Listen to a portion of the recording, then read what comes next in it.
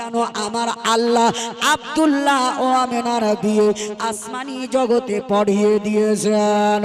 তখন আব্দুল মুতাল্লিব বললেন, ভাই ওয়াহাব বিন জোহরি গো, আমি হইলাম কাবা শরীফের মুতাওয়াল্লি, আমার নাম হলো আব্দুল মুতাল্লিব। আমার ছোট ছেলে আব্দুল্লাহর সঙ্গে আপনার বেটির বিয়ে হয়েছে।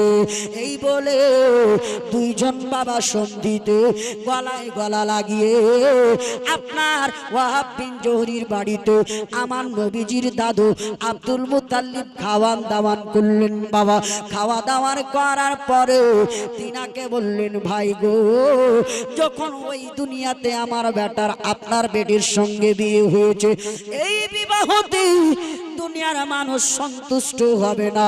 আমি হইলাম কুরাইশ বংশের সর্দার, সবাই ভোজ ভান্ডার খেতে চায়।